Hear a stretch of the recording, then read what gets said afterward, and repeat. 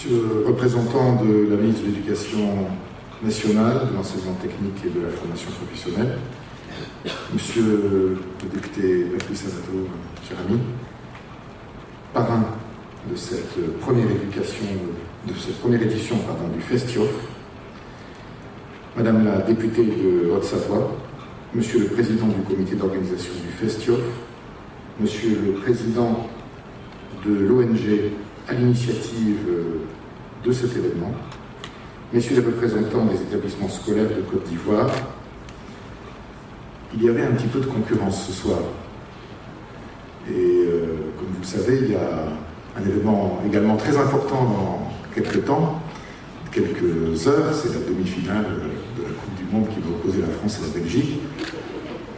Vous devinez pour qui je suis. J'espère que vous êtes pour les mêmes. Et en tout cas, merci d'être venu alors que il y a cet événement qui va passer dans quelques temps. C'est un grand plaisir pour moi d'être présent parmi vous pour ce lancement de la première édition du Festival international d'orthographe francophone qui se déroule à Abidjan et dont, monsieur le député, cher ami, tu es le parrain.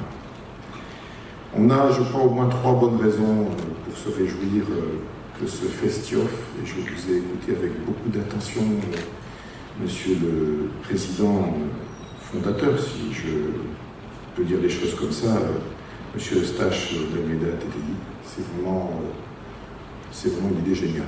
Alors, je comprends que c'est une idée d'il y a quelque temps, mais comme toute bonne chose, il faut que ça mûrisse un petit peu, et puis quand c'est le moment, il faut l'accompagner. Alors, la première raison, c'est qu'à travers l'orthographe, c'est bien la langue française que nous célébrons. La langue française, c'est pas seulement une question, c'est aussi, et c'est pas seulement une affaire d'accord de participe passé, c'est aussi une question de société.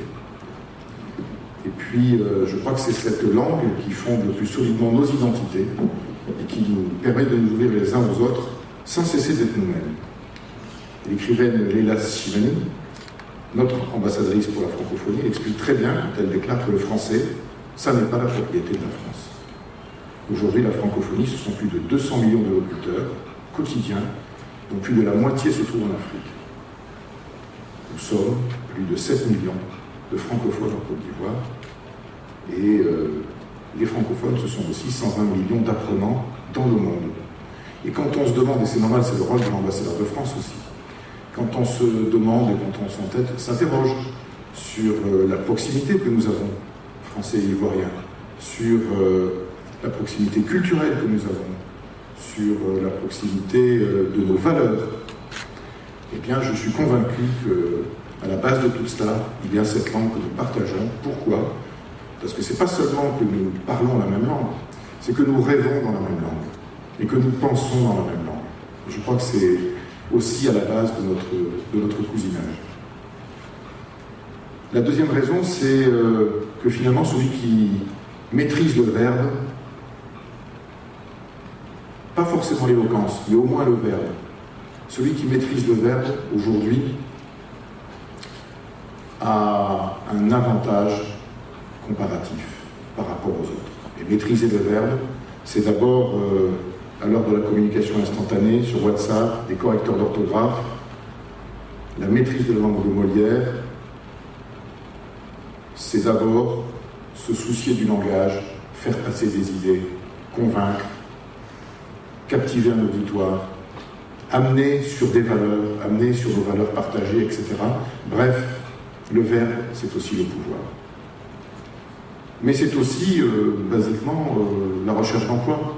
Pour un jeune, s'il ne peut pas savoir s'exprimer, s'il ne peut pas rédiger un CV, s'il ne peut pas correctement énoncer son projet de vie, il sera désavantagé par rapport à celui qui le pourra. Donc tout cela fait que la francophonie est un atout dans notre monde d'aujourd'hui. Malgré les langages rapides, malgré WhatsApp, malgré tout ça, la francophonie reste un atout dans notre monde d'aujourd'hui. Et c'est pourquoi le président Macron a rappelé lors de son discours à la Sorbonne que la lecture devait revenir au cœur des apprentissages à l'école. Et je salue ici tous les professeurs de français présents qui accompagneront l'organisation de ce festival. À travers l'enseignement du vocabulaire, de la grammaire, de la littérature, c'est bien vous qui forgez la curiosité, la sensibilité, l'esprit des jeunes et donc des citoyens de demain. Enfin, en Côte d'Ivoire, c'est la troisième raison de ma venue et de ma réjouissance pour ce projet, c'est que le français occupe une part à part. En témoigne la forte attractivité de notre réseau scolaire homologué, 8000 élèves, dont 30% d'Ivoiriens.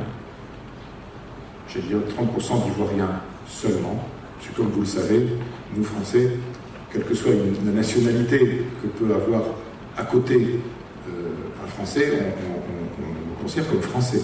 Mais si on devait compter les Ivoiriens qui sont aussi Français, ça serait à peu près 50%. Les parents ne s'y trompent pas. Le taux d'admission au baccalauréat atteint 98,5% en 2018, avec 70% de mentions, une trentaine de mentions très bien, et une jeune fille qui a eu plus de 19,5 de moyenne au bac. Donc c'est ça, la francophonie en Côte d'Ivoire, c'est des résultats exceptionnels. Et puis, si je peux me permettre de faire un tout petit peu de communication, c'est aussi le projet que nous portons avec le gouvernement ivoirien de Hub pour l'éducation ici en Côte d'Ivoire. C'est quoi le Hub pour l'éducation? C'est tout simplement par des jumelages, par des partenariats entre des universités, des enseignements supérieurs, des établissements d'enseignement supérieur, et des grandes écoles en France comme en Côte d'Ivoire, de permettre aux Ivoiriens d'obtenir ici un diplôme qui a une exacte équivalence en France.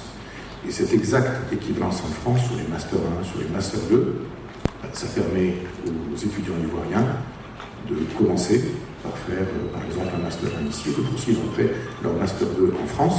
Ils auront exactement le même diplôme que s'ils l'avaient passé en France. On a plus de 50 partenariats de ce type, et c'est aussi ça, faire vivre la francophonie, c'est permettre aussi, d'un côté les échanges, d'un côté la mobilité, nous en parlions tout à l'heure, Madame la députée, c'est en même temps de permettre aux Ivoiriens qui le souhaitent de faire leurs études en France. Je rappelle que nous délivrons à peu près entre 70 et 80% des visas, donc d'aller faire leurs études en France, et en même temps, pour ceux qui préfèrent rester ici, de passer dans notre langue que nous avons en partage un diplôme équivalent à celui qui passerait en France. Donc c'est ça un petit peu le projet que nous portons, un des nombreux projets que nous portons avec le gouvernement ivoirien et bien sûr dans la vision de son Excellence le Président Alassane Ouattara.